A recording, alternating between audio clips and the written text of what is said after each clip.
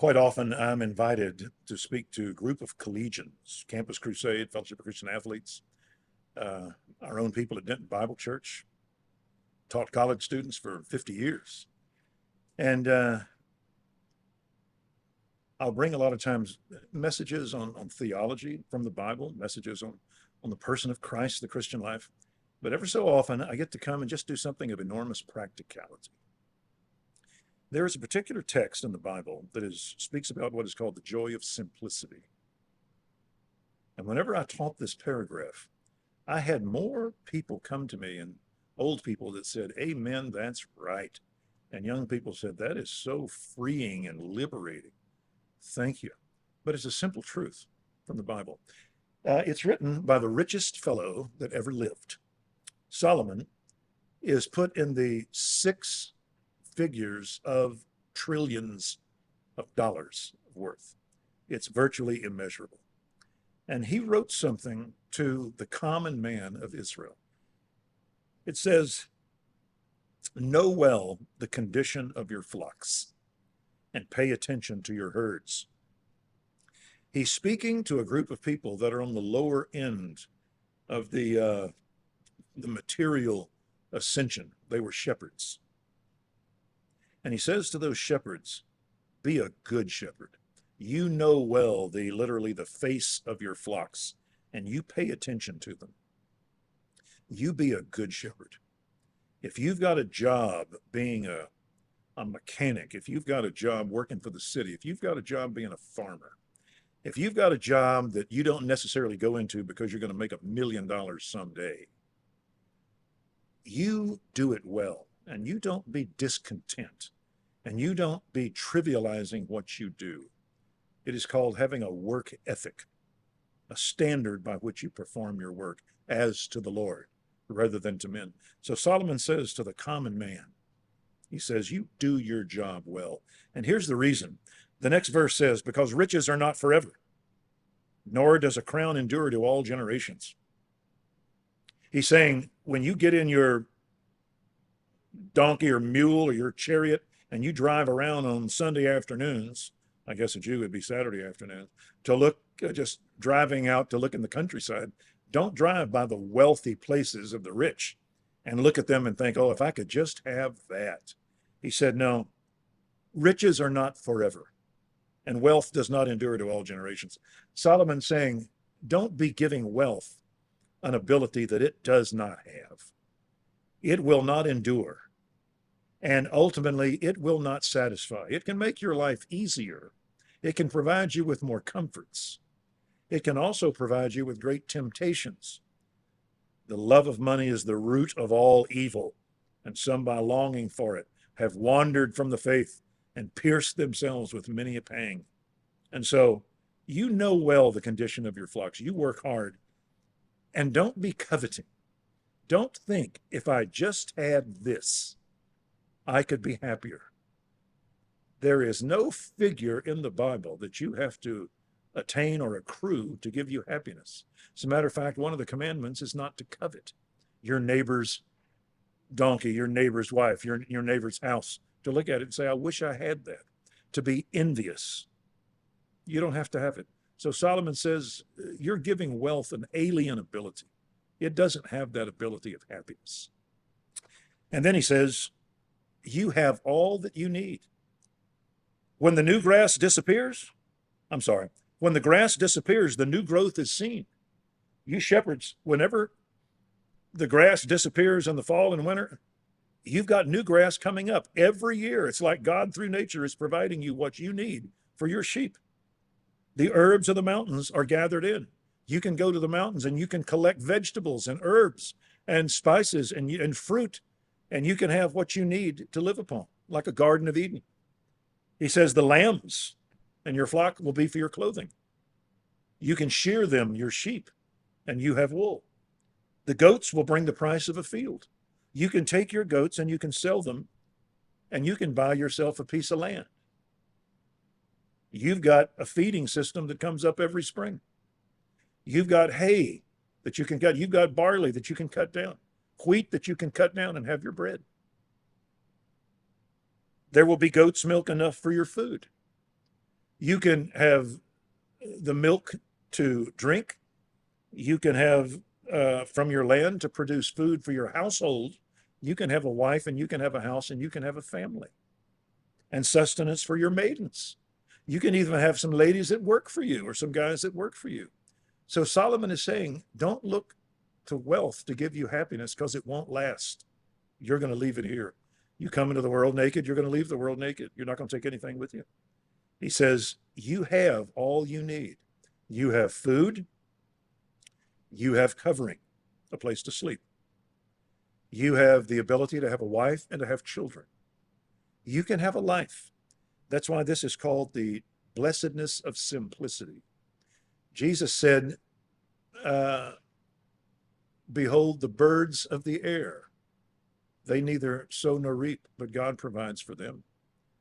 The lilies of the field, they cannot spin, they cannot clothe themselves, but even Solomon in his glory was not clothed like these. God takes care of birds, God takes care of flowers. Jesus said, and you, O men of little faith, God will take care of you. Live simply. Live enjoyably with simple things. I can't tell you how many times that I have talked to businessmen and they thought about what are the happiest times in their life. And they remembered when they were graduates of college, they had their wife, they had a newborn, they would go to the mall, walk around, eat Mexican food, chew on a toothpick, go back to their house they were renting that had 1,200 square feet and a sandbox and a spring and a swing in the backyard, and they could go play. They could watch a ball game on Sunday. They didn't have to worry about overhead because they were working for somebody, making him rich. And all of a sudden, they just felt they had to go beyond it and make more money and buy a bigger house.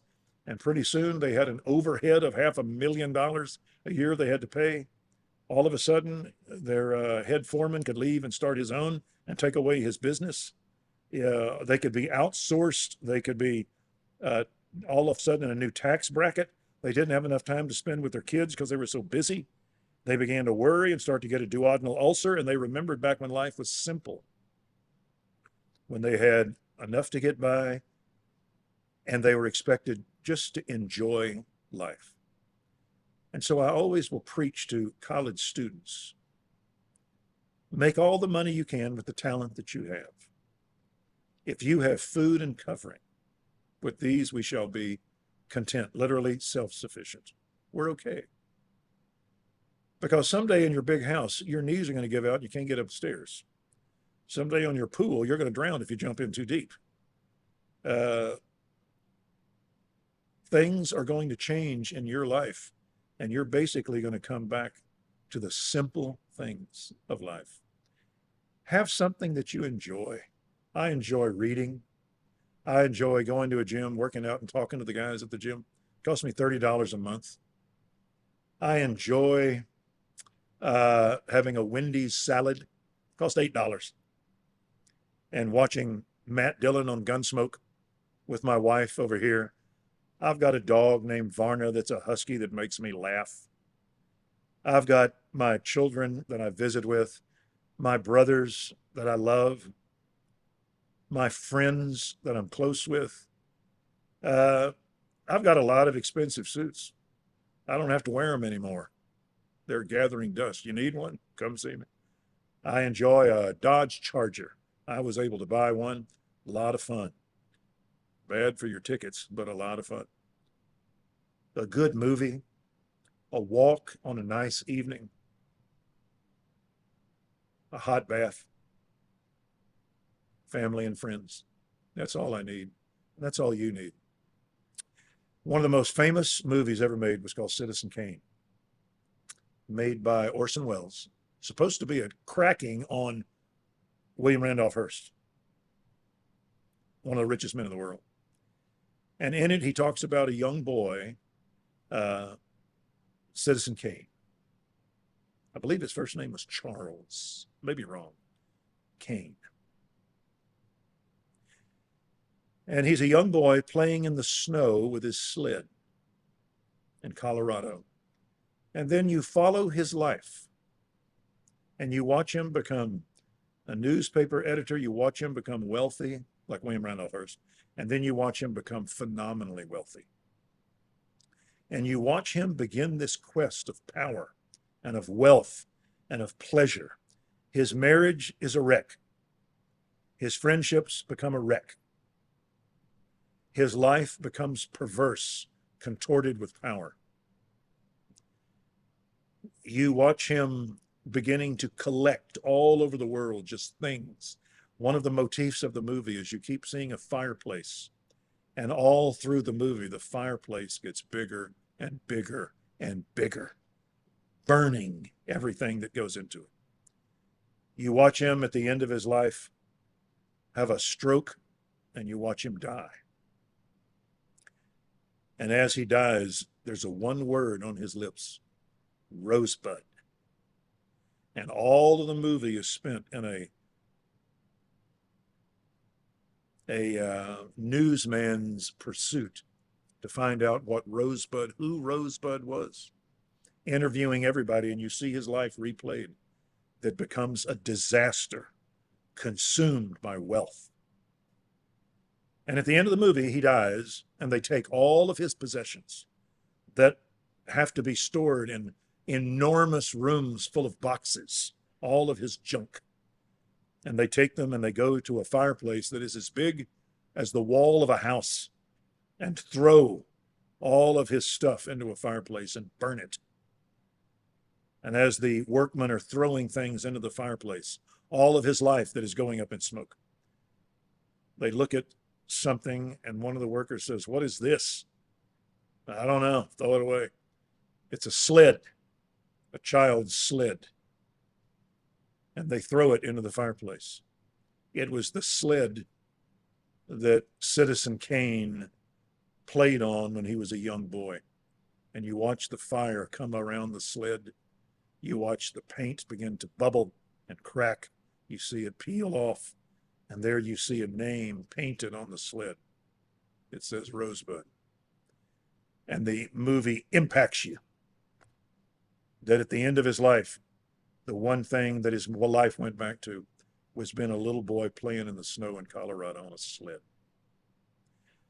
The camera pans back and you see his mansion, and you see smoke coming out of the chimney. It's burning up. The camera pans back a little further and you see a chain link fence. And on it there is a sign that says, "No trespassing." Orson Welles in the 40s saw where man was going in capitalism, in the American system. And he made the movie as a warning: no trespassing. Keep life simple. Know well the condition of your flocks. Pay attention to your herds. Riches, they're not forever. Wealth, it doesn't endure. The new grass appears, or the grass disappears, the new growth is seen, the herbs are gathered. You've got lamb's wool for clothing. You've got goats for the price of a field. Goat's milk for food, the food of a household. Your wife and kids and your maidens. You're a rich man. Keep it simple. Tom Nelson saying, be warned of the American dream.